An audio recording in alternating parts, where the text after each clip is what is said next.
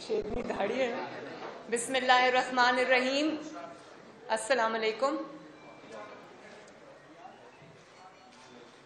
آج جس ریاستی حکومتی خوف کا، جبر کا، دہشت گردی کا میں مظاہرہ کر کے آ رہی ہوں، وہ میرے لیے یا مسلم لیگ نون کے لیے نہیں، وہ اس جعلی اور سلیکٹڈ حکومت کے لیے لمحہ فکری ہے. آج جس طرح پرامن اور نہتے کارکنوں کے اوپر جس طرح پتھر برسائے گئے، اسپرے کیا گیا اور جس طرح ان کے اوپر آنسو گیس پھینکی گئی، جس سے ہمارے متعدد کارکن جو ہیں وہ زخمی ہوئے ہیں، ان کے سر پھٹے ہیں، ان کو چوٹیں آئی ہیں، میں اس کی بھرپور مذمت کرتی ہوں. اور ساتھ ہی ساتھ میں مسلم لیگ نون کے کارکنوں کو، مسلم لیگ نون کے ان سپورٹرز کو جو میرے ساتھ اظہار یکجہتی کرنے، مسلم لیگ نون کی محبت میں، میاں نواز شریف کی محبت میں جو آج اس جبر کا سامنا کرتے ہوئے وہاں کھڑے رہے، میں ان کو میڈیا کی وساطت سے سلام پیش کرتی ہوں. اور آج میں نے پہلی دفعہ یہ مظاہرہ دیکھا ہے کہ ایک طرف سے پتھر آ رہے ہیں، آپ کو ایک نیب گردی کا سامنا ہے، آپ کے اوپر آنسو گیس اور وہ پانی سے وہ ہو رہی ہے، لیکن کارکن کھڑا رہا، کارکن ہلا نہیں. تو میں خراج تحسین بھی پیش کرتی ہوں، سلام بھی پیش کرتی ہوں. اور جو لوگ زخمی ہوئے ہیں ان کے لیے میں دعا گو ہوں کہ اللہ تعالیٰ ان کو جلدی صحت یاب کرے.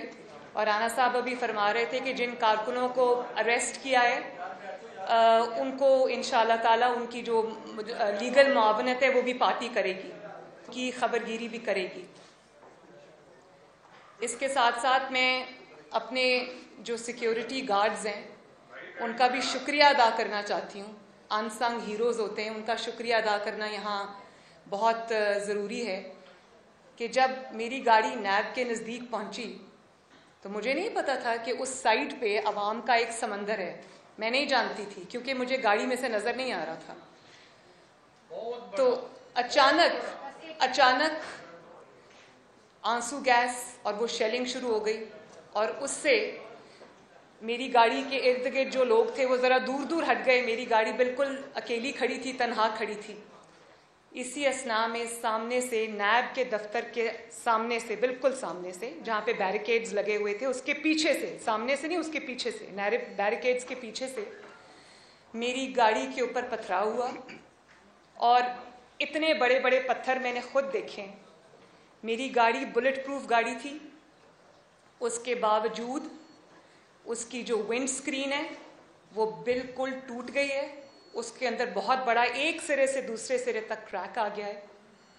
اور اس کے علاوہ بھی اس کی چھت پہ پتہ نہیں کہاں کہاں سے وہ پتھر آئے.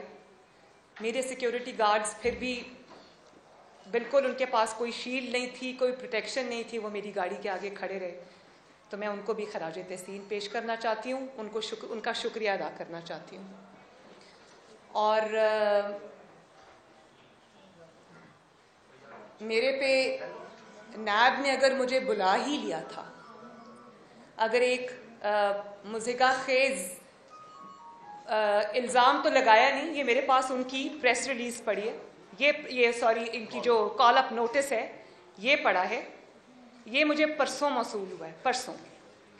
اور میڈیا کے ذریعے بڑے چالاکی کے ساتھ بغیر بلیک اینڈ وائٹ میں کوئی چیز لائے ہوئے میڈیا کو انفارمیشن ریلیز کی.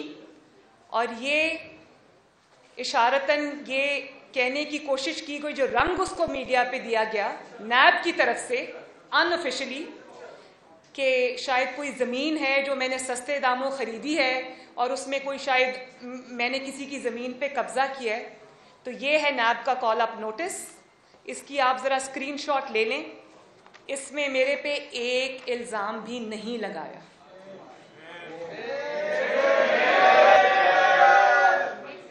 ایک سیکنڈ ذرا سنیے. The inquiry conducted so far revealed that you have purchased land in فلاں areas موزہ سلطان کے Moza Mal, Lakhowal and Moza Badoki Sani, District Lahore. And in this regard, you are required to provide details of the following. Details of land acquired, purchased in each of the Moza, year-wise breakup, sources of funds, جو کہ already ان کے پاس ہیں, details of taxes and duties paid, provide details of subsequent sale of land if any, وہ جانتے ہیں کہ میں نے land کی sale نہیں کی. Provide details of the use of the land, whether it is being used for cultivation or agricultural purposes. یہ نوٹس ہے. اس میں الزام کوئی نہیں ہے, اس کو بہت ویگ رکھا گیا ہے کیونکہ مجھے بلانا مقصود تھا, اور اب میں یہ کہنے میں حق بجانب ہوں کہ مجھے بلانے کے پیچھے, اس ویگ سے نوٹس کے پیچھے جس میں کوئی الزام نہیں ہے, مجھے بلانے کے پیچھے مجھے نقصان پہنچانا مقصود تھا. کیونکہ آج میرے ساتھ جو سلوک کیا گیا, میں نے پاکستان کے 72 سال میں یہ ہوتے نہیں دیکھا. پرویز رشید صاحب میری گاڑی میں تھے اور انہوں نے مجھے, جب وہ ونڈ اسکرین سمیش ہوئی تو انہوں نے مجھے کہا کہ یہ شکر کرو کہ یہ بلٹ پروف گاڑی تھی, اگر یہ بلٹ پروف گاڑی نہ ہوتی تو شیشہ ٹوٹتا اور اس کے بعد جو اینٹیں نما پتھر انہوں نے پھینکے وہ سب میرے سر پہ لگتے, کیونکہ میں فرنٹ سیٹ پہ بیٹھی ہوئی تھی. تو میں اس چیز کو کیسے کنسٹرو کروں, اس چیز کا میں کیا مطلب لوں, یہ آپ سب میرے سے بہتر جانتے ہیں. لیکن کلیئرلی اگر وہ بلٹ پروف گاڑی نہ ہوتی تو سامنے سے جس طرح پولیس کی یونیفارم میں لوگ, مجھے نہیں پتا وہ پولیس کے تھے یا نہیں, لیکن وہ پولیس کی یونیفارم میں تھے. پنجاب پولیس جنرلی یہ نہیں کرتی, لیکن جس طرح سے وہاں سے وہ ہوا وہ میں نے اپنی آنکھوں سے دیکھا. میرے ہاتھ میں موبائل تھا, میں نے جلدی, کیونکہ گاڑی ہل رہی تھی, پتھر لگ رہے تھے, تو میں نے اپنے ہاتھوں سے اپنے موبائل کیمرہ سے اس کی ویڈیوز بنا لی اور ایویڈنس کے طور پہ اسی وقت ان ویڈیوز کو میں نے ٹویٹ کر دیا. پرویز رشید صاحب کا کہنا ہے کہ اگر وہ گاڑی بلٹ پروف نہ ہوتی اور اس گاڑی کی ونڈ اسکرین ٹوٹ جاتی, اس کے بعد جو پتھر آ رہے تھے وہ میرے سر پہ لگتے, مجھے لگتے, اور شاید وہ کلیئرلی مجھے جانی نقصان پہنچانے کی ایک کوشش تھی, یا جانی نقصان پہنچتا یا میری ہیڈ انجری ہو سکتی تھی جس میں ابھی ہسپتال میں شاید پڑی ہوتی. میں اب وہ کہنا نہیں چاہتی. تو جس انتقام گاہ سے میں ابھی آ رہی ہوں اس کی حیثیت تو میں نے آپ کو بتا دی. اس کے بعد انہوں نے مجھے یہ کہنا شروع کیا کہ آپ انآفیشلی کہ آپ واپس چلی جائیں. میسیجز آنے شروع ہو گئے ادھر ادھر کہ میں نے کہا میں تو واپس نہیں جاؤں گی. میں نیب کے دروازے کے باہر کھڑی رہی اور میں نے کہا کہ کیونکہ آپ نے میرے پہ اتنا مجھے بلایا ہے ایک ایسے کال اپ نوٹس میں, تو میں تو جواب لے کے آئی ہوں, میں تو جواب دوں گی, میرے پاس سب جواب ہیں, مجھ سے لے لیں. کہا نہیں بی بی آپ واپس جائیں.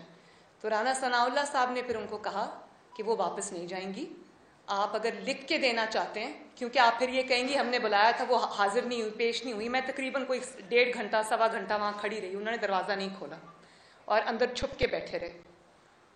اور رانا صاحب نے پھر ان کو کہا کہ لکھ کے دیں, تو وہ لکھ کے دینے کو پہلے تیار نہیں تھے. پھر انہوں نے اپنی کوئی پریس ریلیز ایشو کی اور کہا کہ آج مریم نواز واپس جائیں, تو آج کی جو ان کی پیشی ہے وہ کینسل ہو گئی ہے. سوال وہاں پر کیے جاتے ہیں جہاں سوال کرنے والے کی کار ہو.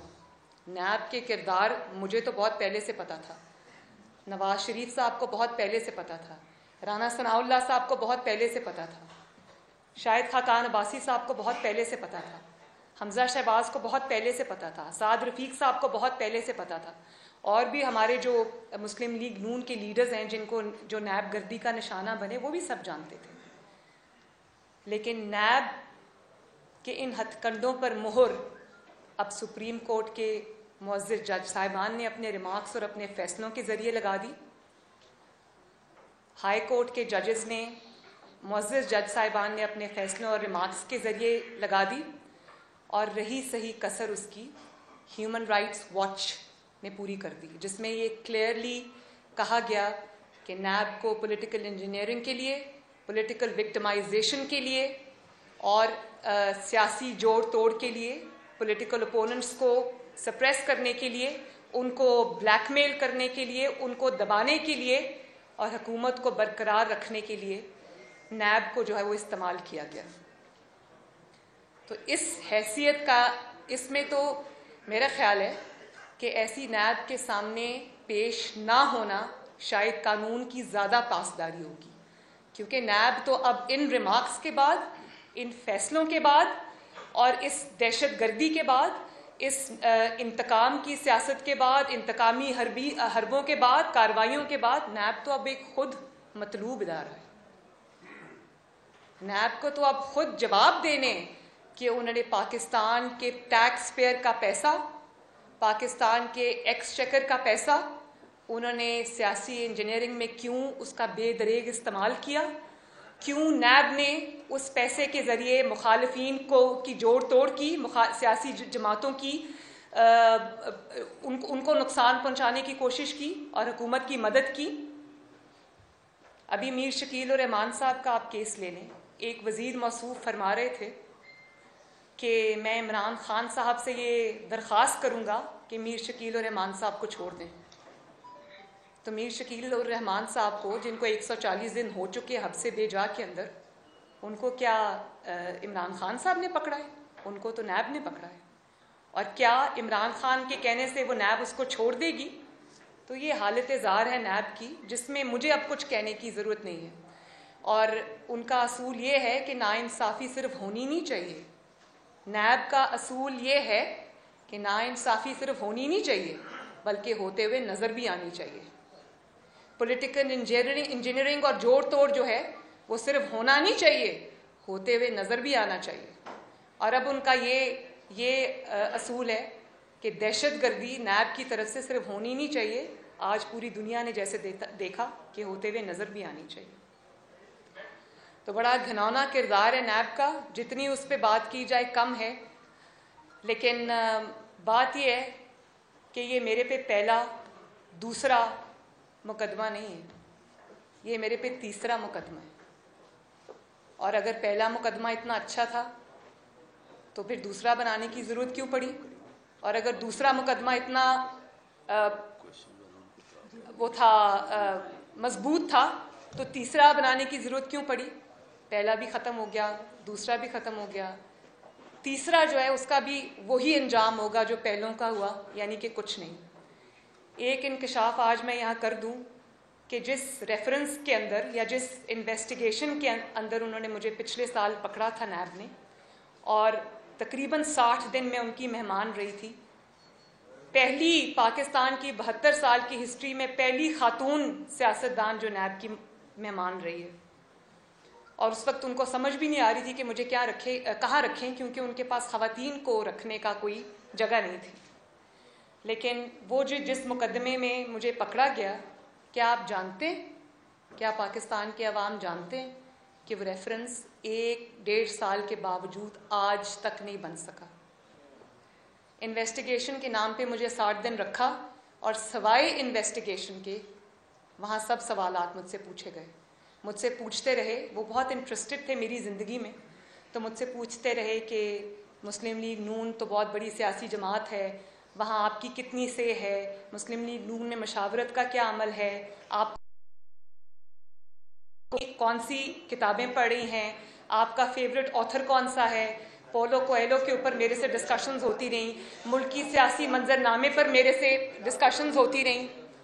اگر نہیں پوچھا تو مقدمے کے بارے میں چیزیں نہیں پوچھی۔ اور وہ مجھے سمجھ آتی ہے کہ 2018 میں جب مجھے اریسٹ کیا، کیوں کیا؟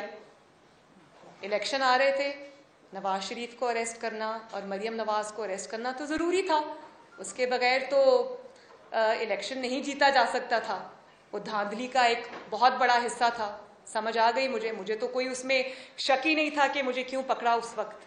پچھلے سال مجھے کیوں گرفتار کیا انویسٹیگیشن کے نام پہ، وہ بھی سمجھ آتی ہے کہ ایک کے بعد ایک میرے ایسے زبردست جلسے ہو رہے تھے کہ ماشاءاللہ عوام کی ایک لہر اٹھ رہی تھی، ایک رائے بن رہی تھی، ایک طوفان آ رہا تھا جس کو روکنا ضروری تھا۔ اور 8 تاریخ کو کشمیر میں میرا جلسہ تھا، کشمیر پہ ہم ابھی بعد میں آتے ہیں، کشمیر پہ میرا جلسہ تھا، اور 6 تاریخ کو مجھے جب میں میاں صاحب سے ملنے، اپنی ہفتہ وار ملاقات کے لیے میں ان سے ملنے جب کوٹ لکھپت جیل گئی، تو وہاں میں میاں صاحب کے ساتھ ملاقات کر رہی تھی، ہم دونوں آمنے سامنے بیٹھے ہوئے تھے، تو مجھے وہ جیلر صاحب آ کے کہتے ہیں کہ آپ کو باہر شہباز شریف صاحب بلا رہے ہیں۔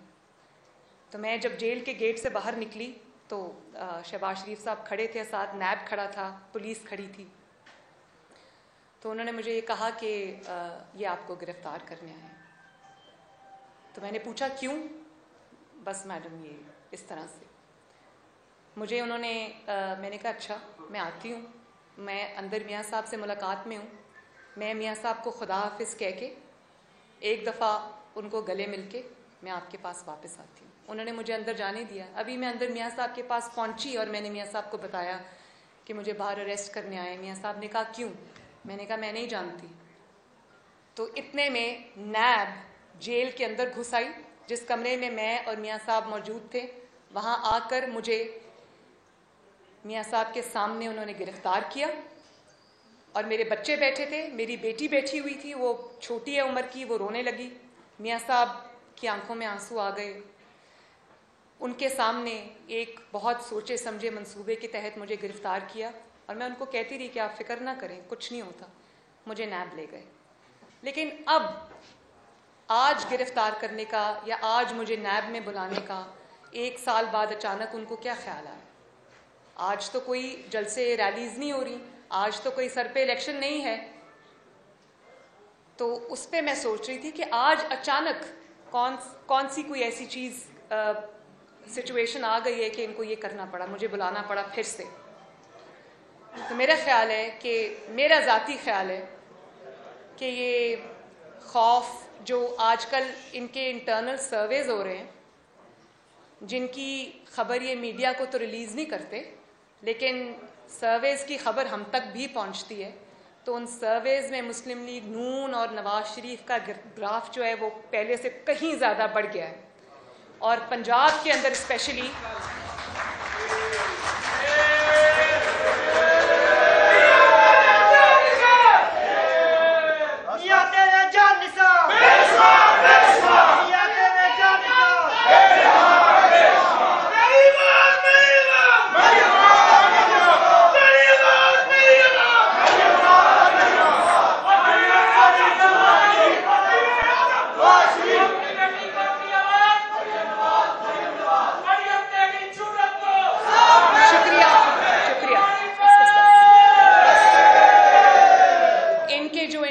سرویز ہوئے ہیں یہ اس سے بہت بری طرح گھبرا گئے ہیں، پینک کر گئے ہیں.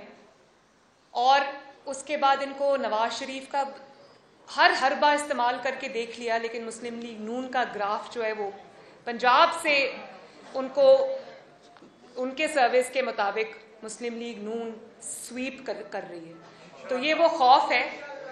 اور آج میں آپ کو ایک اور بات بتاؤں کہ عمران خان صاحب کو بہت شوق تھا اقتدار میں آنے کا، لیکن آج اتنی ناکامیوں اور پے در پے ناکامیوں کے بعد وہ صرف اس لیے اقتدار سے چپکے ہوئے ہیں کہ پہلے ان کو آنے کا شوق تھا، اب جانے کا خوف ہے. اور وہ خوف کیوں ہے؟ وہ خوف اس لیے ہے کہ اتنے ظلم کر بیٹھے ہیں کہ اب ان کو صرف اقتدار سے چپکنے میں اپنی سروائیول نظر آتی ہے.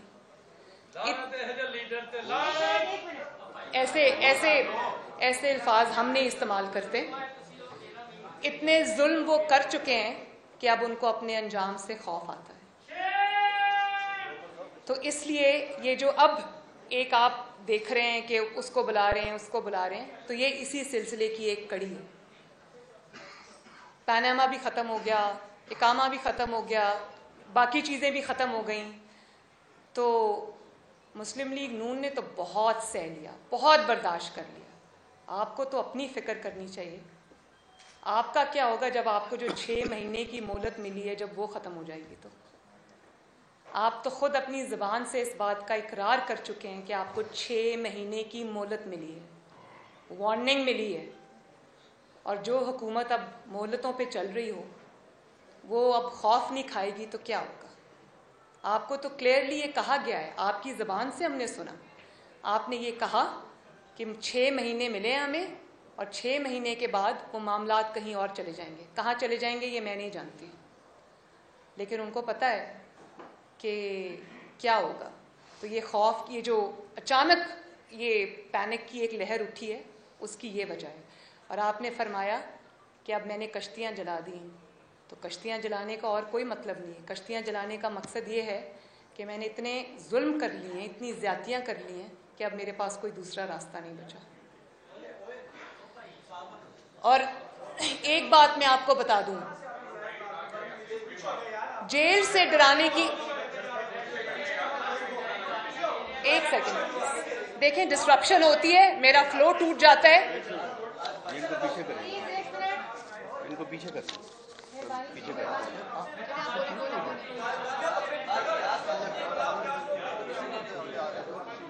ایک سیکنڈ خاموشی اختیار کریں پلیز.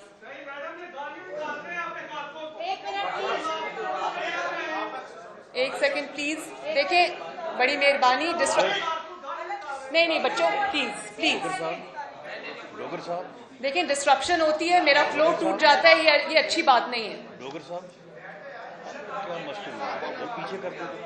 اور بات یہ ہے, پیچھے آپ بھی پیچھے ہو جائیں. بات یہ ہے کہ آپ کی حکومت کو ہر محاذ پہ ناکامی کا سامنا ہے. آپ اپنی نالائکی سے معاملات کو خراب سے خراب تر کرتے جا رہے ہیں. لیکن افسوس مجھے اس بات کا ہے کہ آج بھی آپ کی پرائیورٹیز, میں سمجھ گئی کہ آپ کے اندر وہ صلاحیت نہیں ہے, آپ کے اندر وہ عقل نہیں ہے, آپ کے وہ تجربہ نہیں ہے, آپ زبردستی مسلط کیے گئے ہم پر, وہ سمجھ آتی ہے. لیکن آج بھی آپ کی پرائیورٹیز مسڈ پلیسڈ ہیں. آج بھی آپ کی جو پرائیورٹیز کی لسٹ ہے اس پہ اوپر بھی نواز شریف ہے, نمبر 2 پہ بھی نواز شریف ہے, نمبر 3 پہ بھی نواز شریف ہے, اور آخر میں بھی نواز شریف ہے, اور مسلم لیگ نون.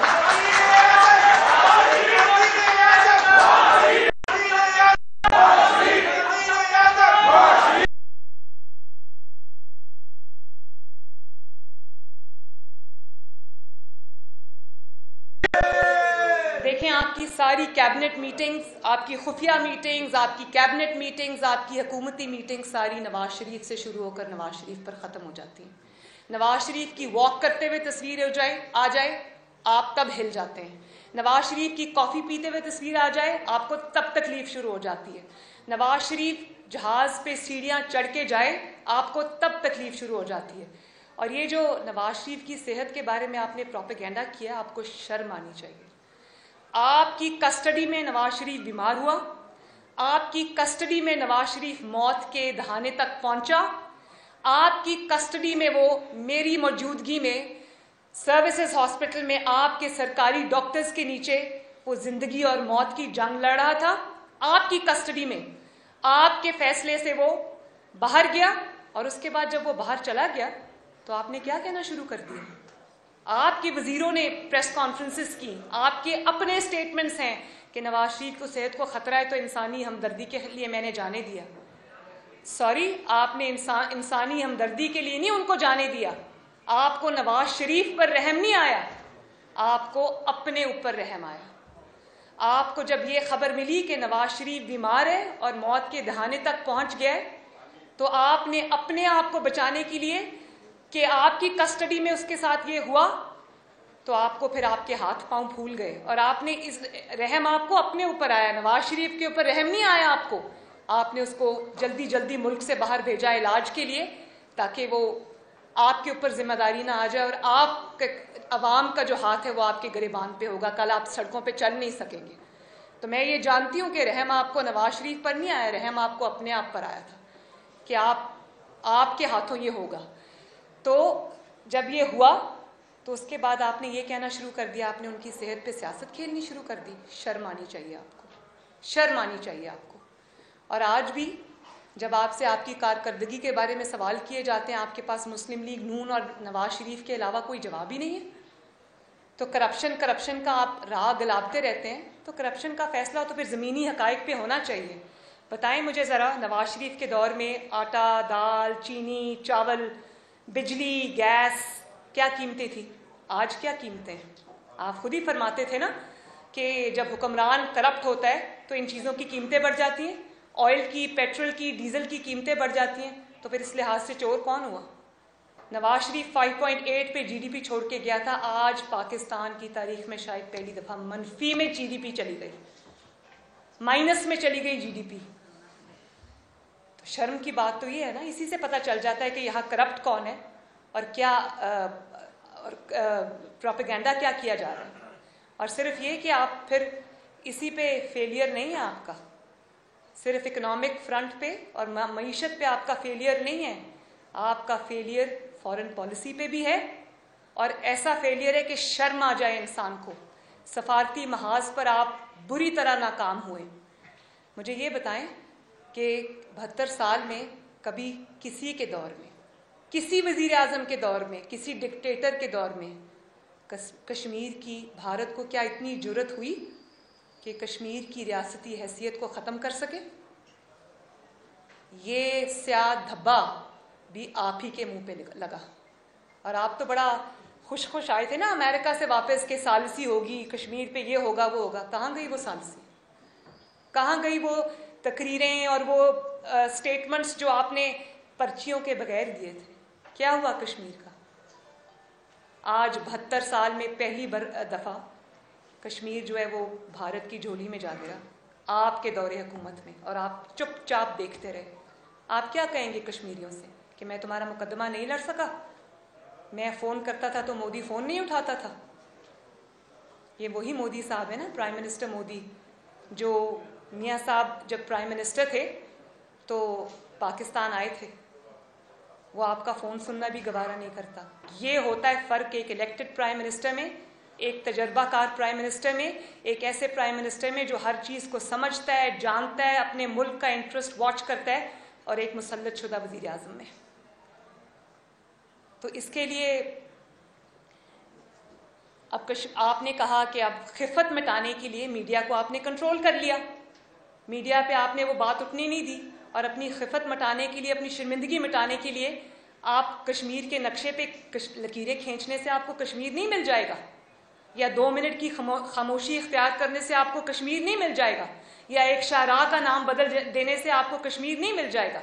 ये तो बड़ा आसान काम है भाई। मियाँ नवाज शरीफ पर जब ये वक्त आया, जब उन्होंने एटमी धमाकों का फैसला करना था, तो मियाँ साहब के लिए तो बड़ा आसान था, 6 एटमी धमाकों के बदले 12 मिनट की खामोशी इख्तियार कर लेते, तो पाकिस्तान कभी एटमी ताकत ना बनता। बनी गाला का नाम तब्दील करके उसको चागी उसका नाम रख लेते।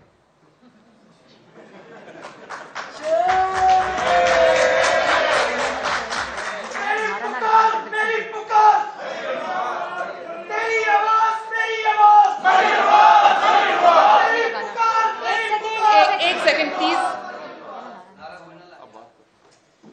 और फिर फॉरेन पॉलिसी का हाल देख लें, अकल का हाल देख लें, समझ का हाल देख लें कि बचगाना और गैर जिम्मेदाराना बयानात देकर सऊदी अरब जैसे देरीना दोस्त और हमदर्द को नाराज़ कर दिया।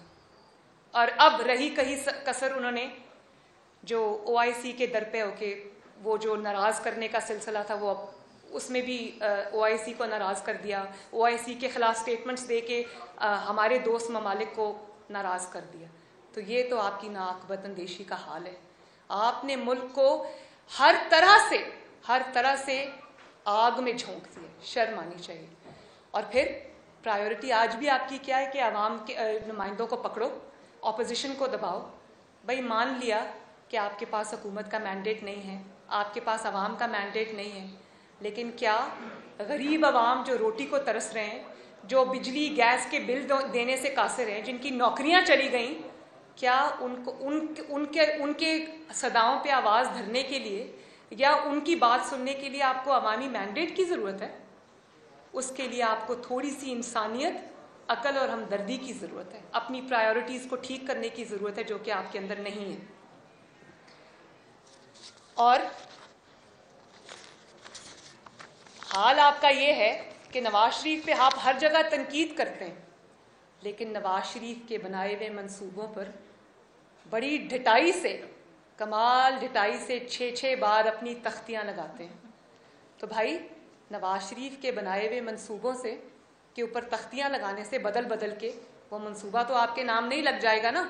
हज़ारा मोटरवे तो आपने नहीं बनाई ना, सखर मुल्तान मोटरवे तो आपने नहीं बनाई ना, मुल्तान लाहौर मोटरवे तो आपने नहीं बनाई ना, बिजली के कारखाने आपने नहीं लगाए ना। जब भी आप CPEC का नाम लेते हो, CPEC की तस्वीरें ट्वीट करते हो, वीडियोस ट्वीट करते हो, लोग कहते हैं शुक्रिया नवाज शरीफ।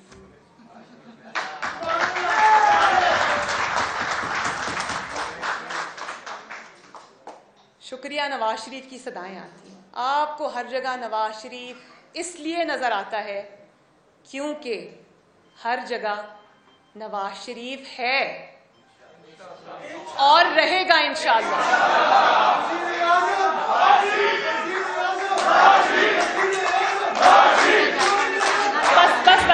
बस। और आपकी हुकूमत जो पहले ही बैसाखियों पे खड़ी है, 6 महीने की मोहलत पे चल रही है, आपके लोग तो अपने हलकों में जाने के काबिल नहीं, आपके MNAs MPAs अपने हलकों में जाने के काबिल नहीं, आप अपने अवाम में निकलने के काबिल नहीं। बल्कि चंद अफराद ने आपको वोट दिया भी था, वो भी आज अपने महलों में मुंह छुपाते फिर रहे हैं।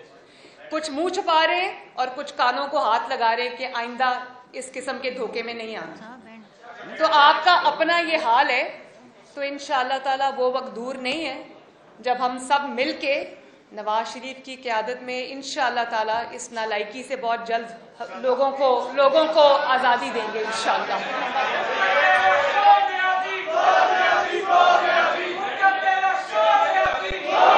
एक मिनट, अब नारा नहीं लगेगा कोई, प्लीज बारी बारी। मैंने आपको पहले गुजारिश की थी, ऐसे नहीं। उस्मान आप मैं आपको दे रही हूँ, सबको मैं दे रही, हम सब ले रही। जी फरमाइए।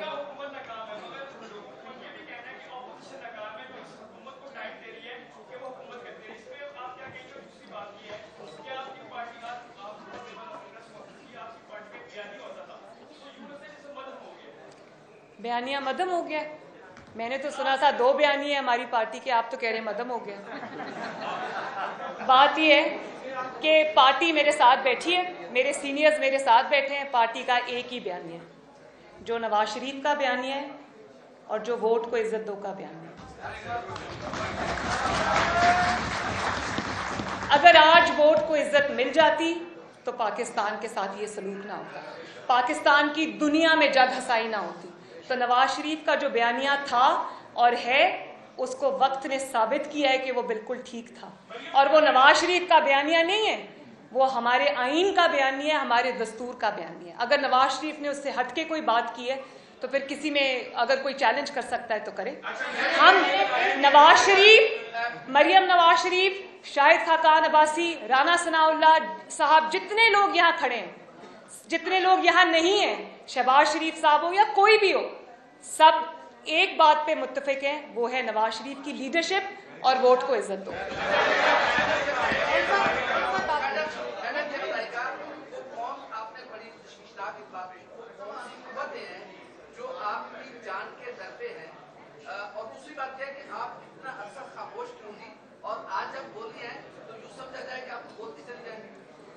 देखें, सबसे पहले तो मेरे लिए बोलना आसान है, खामोश रहना मुश्किल है। मेरी वालदा चली गई इस दुनिया से, मेरे वालिद इतने बीमार हो गए कि उनकी ज़िंदगी का हमें उस वक्त पता नहीं था। डॉक्टर्स ने मेरे सामने, आप यकीन करें, आज मैं वो दोहराना चाहती हूँ, सर्विसेज हॉस्पिटल में जब ये मुझे कोट लखपत से लेके आए अपने वालिद की इयादत के लिए, तो उस वक्त 5-7 डॉक्टर्स की मीटिंग चल रही थी और उन्होंने मेरे सामने मियाँ साहब को कहा कि जब हम रोज़ सुबह ऑफिस में आते हैं तो हम ये सोच के आते हैं कि पता नहीं फिर हमें आपको देखना नसीब हो या ना। ये मैं गवाह, चश्मदीद गवाह हूँ इस बात की, मेरे कानों ने सुना, मेरी आंखों ने देखा। ये मियाँ साहब की हालत थी। तो मैंने मियाँ साहब के साथ जाना चाहा। मैं ही ख्याल रखती थी उनका, मैं ही उनकी तीमारदारी करती थी, उनकी दवाइयाँ, इंजेक्शन सब मेरे पास होते थे। मुझे एक सोचे समझे मंसूबे के तहत मियाँ साहब के साथ नहीं जाने दिया। तो मैं इस नतीजे पे पहुंची हूँ कि मुझे इधर एज हॉस्टेज रखा हुआ था कि अगर मैं कोई बात करूं तो वहां पर वो मियाँ साहब को नुकसान पहुंचाने की कोशिश करें, उनका इलाज ना होना, क्योंकि उनके दिल की एक शरेआन आज भी 90% बंद है, जिसकी सर्जरी होनी बाकी है। और वो कोरोना की वजह से, पहले वो मेरा इंतज़ार कर रहे थे क्योंकि उनको था कि मैं आ जाऊंगी चंद दिनों में, वो नहीं हो सका, फिर वो कोरोना आ गया, अब उनकी सर्जरी अभी होना बाकी है। तो मैं अपना कुछ ऐसा करके मैं उनके इलाज में कोई खलल नहीं चाहती थी, क्योंकि वो सिर्फ मेरे वालिद नहीं हैं, वो इस कौम का सरमाया है। हमें ज़िंदा लीडर चाहिए, हमें लीडर्स की लाशें नहीं चाहिए। तो अगर मैं अपनी जिम्मेदारी निभा रही थी तो मैं करोड़ों आवाम की नुमाइंदगी कर रही थी, जिनकी इन्वेस्टमेंट इन टर्म्स ऑफ 40 साल और वोट और एतमाद और खिदमत मियाँ साहब में हुई हुई है। तो मुझे ज़िम्मेदारी का मुजाहरा करना था। और दूसरी बात में आपने कहा कि मैं खामोश क्यों थी। कभी हमने बोल के उनको एक्सपोज किया और कभी खामोश रह के हमने उनको ज़्यादा एक्सपोज किया, वरना उनके अंदर ये जरासीम मौजूद हैं कि वो कल ये कहते कि मैं तो बहुत करना चाहता था, मैं तो पाकिस्तान की किस्मत बदलना चाहता था, मैं तो दूध और शहद की नहरें बहाना चाहता था, ये ऑपोजिशन ने मुझे कुछ करने नहीं दिया। तो इसलिए हमने खामोश रह के उनको ज़्यादा एक्सपोज किया। लेकिन मुझे इस बात की आज खबर हुई कि मेरी जो खामोशी है या जो मियाँ साहब की खामोशी है वो इतनी गूंज रही है कि इनको कानों पे हाथ रखने पड़ गए।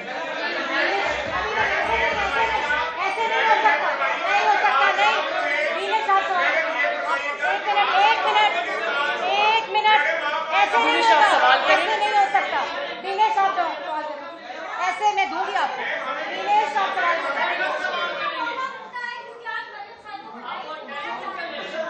एक सेकंड दे रही हूँ, सबको दे रही हूँ।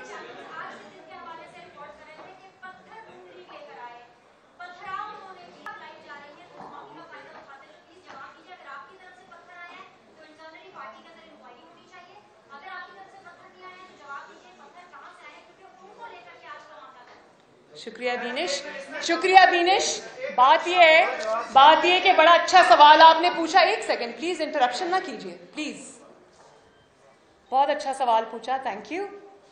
पत्थर मैं लेके आई और वो पत्थर मैंने फिजिकली वहां प्रेजेंट हुए बगैर पुलिस की यूनिफॉर्म पहना के अपने कारकुनों को उनके हवाले किए और फिर अपने ऊपर फिकवाए। पत्थर अपनी गाड़ी पे फिकवाए, अपने शीशे तोड़े, अपने कारकुनों को जख्मी किया, उनके सर फाड़े गाड़ी में बैठे बैठे। बड़ी अच्छी मजे की बात है कि पत्थर लाई भी मैं और अपने ऊपर फिकवाई भी मैंने। वाह, शाबाश। देखो बीनिश, बात ये है कि हमारी नैब की पेशीज बड़ी क्वाइट होती थी, लेकिन जब आप जुल्म पे जुल्म करते जाओगे तो कारकुन को जोश तो आएगा। आज जब आपने नाहक ये ज्यादती, पिछली भी नाहक थी, तो कभी ना कभी सब्र जवाब देता है। और वो बड़े पुरअमन थे। मैं नैब में यहाँ रह के गई हूँ, कभी गमला भी नहीं टूटा। कभी हमारे कारकुन कंटेनर से ऑर्डर्स पास करके पुलिस वालों की, वो आज भी है, वो कील वाले जो डंडे थे उससे जो हड्डियां तोड़ी थी, वो मुस्लिम लीग नून के कारकुन नहीं थे। तो मुस्लिम लीग नून जो है वो तो उनके, मैंने खुद देखा, मेरे कारकुन जो थे वहां बहुत दूर से मुझे नजर आ रहे थे, पुरअमन थे बिल्कुल। तो मुझे लगता है बीनिश कि इतना बड़ा क्राउड ये एक्सपेक्ट नहीं कर रहे थे, और जब क्राउड देख लिया तो ये पैनिक कर गए और इस पैनिक में उन्होंने ये अपने ऊपर खुदकुश हमला कर लिया।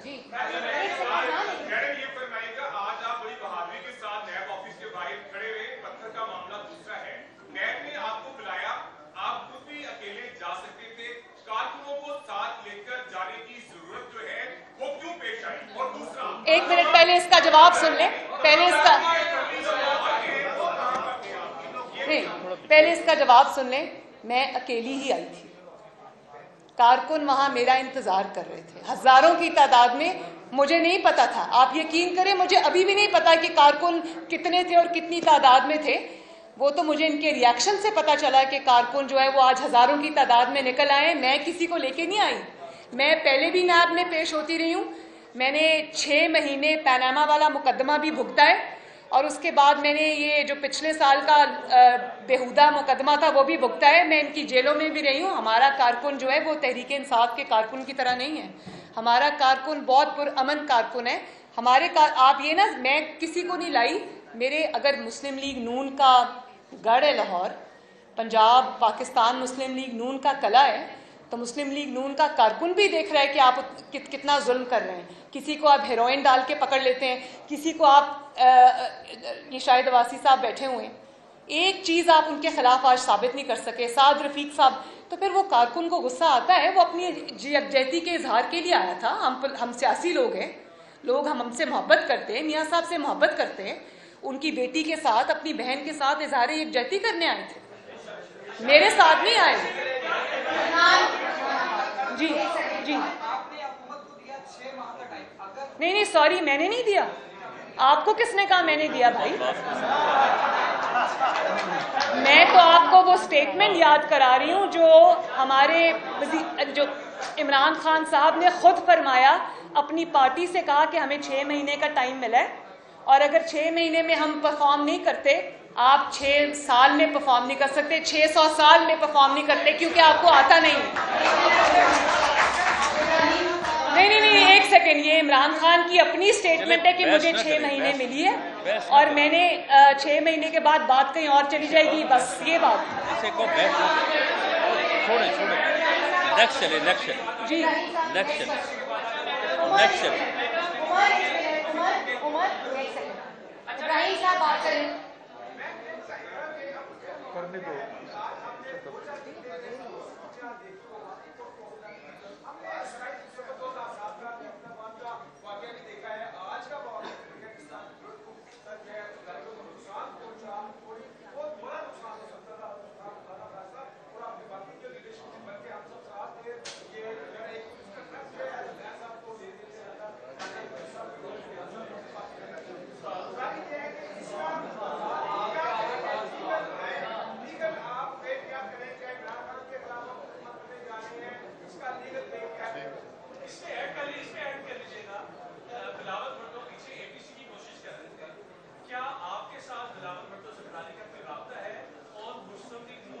लीगल टीम उसको बैठ के देखेगी।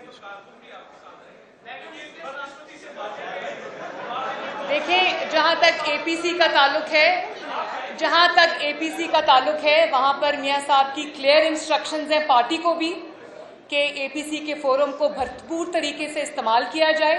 मौलाना फजलुर रहमान साहब की सरबराही के अंदर और उनकी सुपरविजन में, और उनको जो है वो पूरी तरह उनसे ताउन किया जाए, और जो फैसले भी हों वो अपोजिशन को यूनाइटेड करके एपीसी के फोरम से होने चाहिए। ये मुझे पता है कि मियाँ साहब की क्लियर इंस्ट्रक्शंस हैं इस पर।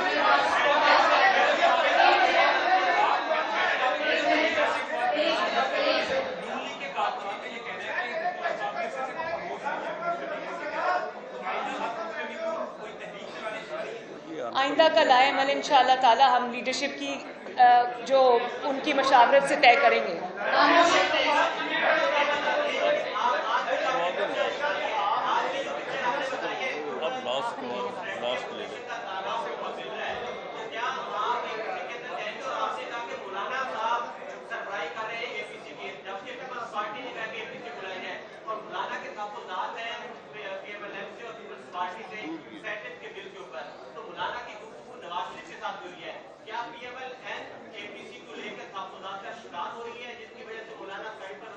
मैंने आपको अभी बताया कि एपीसी के बारे में और मौलाना साहब के बारे में मियाँ साहब के क्या तासुरात हैं, उसमें कोई एम्बिग्विटी नहीं है, और अगर मौलाना साहब के कोई तहफ़्फ़ुज़ात हैं तो उसको मुस्लिम लीग नून इंशाअल्लाह ताला दूर कर देगी, उसके लिए फ़िक्रमंद होने की ज़रूरत नहीं है।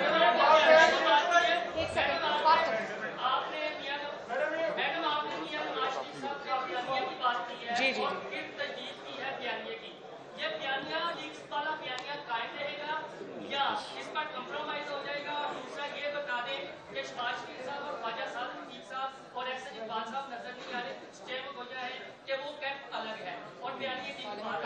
बड़ी मेहरबानी। पीएमएलएन का कोई कैंप अलग नहीं है। पीएमएलएन के अंदर डेमोक्रेटिक जमात है, हर तरह के माइंडसेट के लोग हैं, हर तरह के ख्याल के लोग हैं, हर तरह के ओपिनियन के लोग हैं, और आरात डिफरेंट हैं लोगों की, लेकिन खुशी की बात यह है कि जहाँ मियाँ नवाज शरीफ की क़यादत आ जाती वहाँ सब मुत्तहिद हैं। और मुस्लिम लीग नून का जो बयानिया है वो पहले दिन से जो था आज भी है, और उसी बयानिए की कीमत हम 4 साल से अदा कर रहे हैं, लेकिन बयानिए से नहीं हटे। बड़ी मेहरबानी।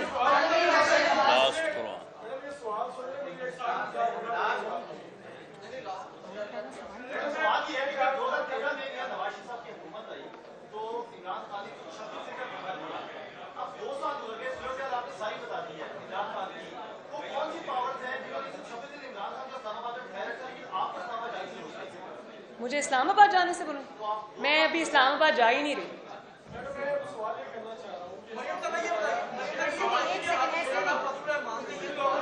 میں نے بات کر دی ان پہ.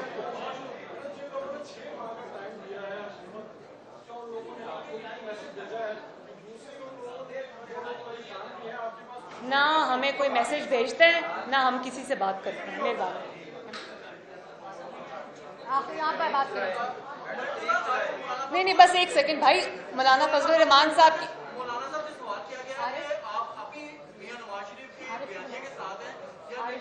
ہو گئی بات یار، ہو گئی بات.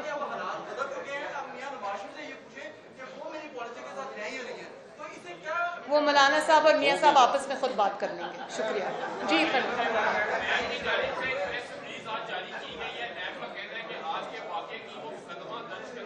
اچھا کیا بات ہے. اتنی معصوم نیب، اتنی آئین اور قانون پہ چلنے والی نیب، اگر ان کی عدالتوں میں جو درگت بنی وہ اسی کو دیکھ لیں تو ان کو آج کوئی پریس ریلیز کرنے کی ضرورت پیش نہیں آئی.